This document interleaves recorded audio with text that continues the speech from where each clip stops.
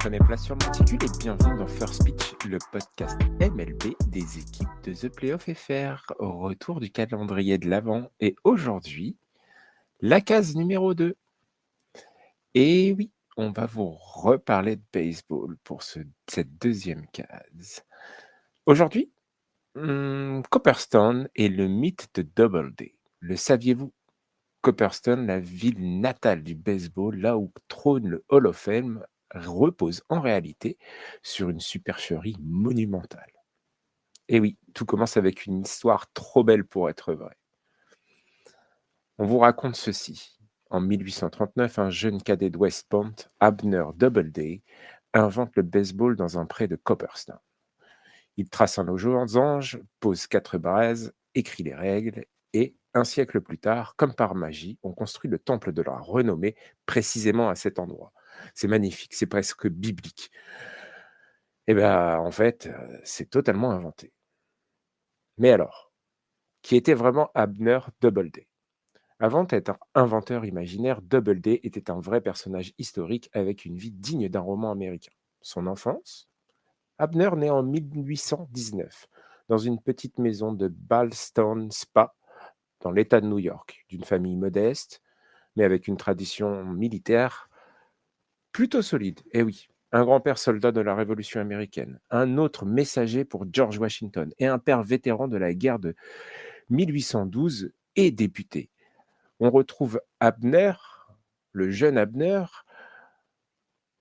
à Auburn pour ses études, puis à Copperstone. Ironie du destin, n'est-ce pas?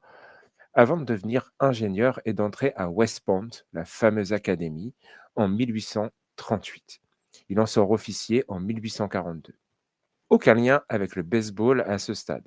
Pas un mot, rien. Sa carrière, c'est avant tout un soldat. Doubleday est un militaire sérieux, consensueux. Il combat au Mexique, dans les guerres séminoles. Puis, en 1861, il est à Fort Sumter. C'est lui qui tire le premier coup de canon de l'Union, déclenchant la guerre de sécession. En 1863, lors de la bataille de Gettysburg, il commande un corps d'armée durant les premières heures du combat. Il tient face à un ennemi supérieur en nombre et couvre la retraite des nordistes, un héros des premiers jours. Plus tard, il commande un régiment afro-américain, devient écrivain, avocat et même inventeur. Et oui, c'est lui qui dépose le fameux brevet du système de cable car de San Francisco. Bref, Doubleday a une vie remarquable. C'est un inventeur hors pair qui a changé la vie des gens à San Francisco et notre fameuse image qu'on a de San Francisco et de ces fameuses cable cars sur les collines. Mais pour l'instant, aucun lien avec le baseball. Le baseball, c'est le grand roman national. Au début du XXe siècle, le baseball devient immense. Il faut lui trouver une origine. Et si on pouvait, un héros américain, pas un jeu dérivé des colons européens. Alors en 1905, la Ligue nationale crée la commission Mills. Et le 30 décembre 1907, elle annonce Abner Doubleday a inventé le baseball à Copperstone en 1839. Sauf que, en 1839, mais il n'était pas à Copperstone. Il n'a jamais écrit de règles, il n'a jamais mentionné de baseball dans ses journaux intimes, dans ses lettres. Aucune archive chez lui n'a été retrouvée parlant de ce sport. Rien, le néant.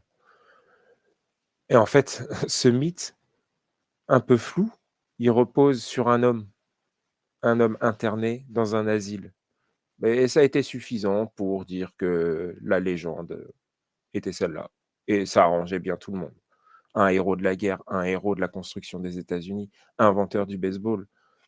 Alors, c'est resté. Mais la vraie histoire, je vous l'ai racontée dans la case 1. Le baseball naît à New York, pas à Copperstone. Il est édifié par des clubs de gentlemen cherchant à organiser un ensemble de variantes venues d'Europe, les Knickerbockers et le fameux Alexander Cartwright, qui codifie le jeu en 1845.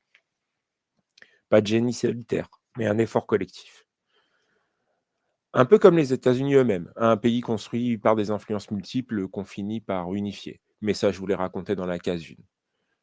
Mais maintenant, si on faisait un petit détour, un petit détour sur les premières traces du baseball qu'on retrouve dans l'histoire. Et là, remontons aux origines. Et vous savez quoi? Cocorico! Parce que si on va vraiment aux origines, les premières traces connues d'un jeu qui ressemble au baseball, c'est en France qu'on les trouve. Et oui, en 1344, un manuscrit représente des clercs jouant à un sport proche de la soule, où l'on frappe une balle et où l'on court vers des refuges, des bases dirait-on aujourd'hui. Et en France, on jouait aussi à la tech, la balle au bâton et la balle empoisonnée, où on tape la balle avec un bâton et quand on récupère la balle de l'autre côté, on doit toucher la balle, on doit toucher le joueur qui court avec la balle en lui lançant dessus.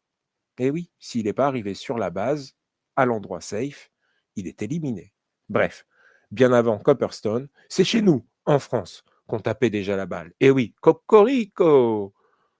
Bon, allez, avec tout ça, si Copperstone repose sur une supercherie, si Doubleday n'a jamais inventé le baseball, et si les premières traces de ce sport remontent alors en France, alors écoutez bien, on pourrait presque demander à déplacer le Hall of Fame chez nous, un petit stade en Normandie ou un musée en Bretagne, enfin bref, quelque chose qui puisse arranger aussi les Américains.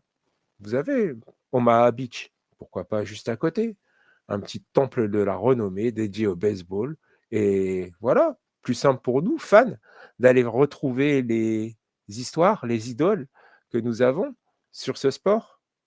Alors, moi, je suis militant d'un Copperstone-sur-Mer en plein milieu de la Normandie. Voilà, c'est tout pour notre case numéro 2. On se retrouve demain pour la case numéro 3. En attendant, joyeux Noël!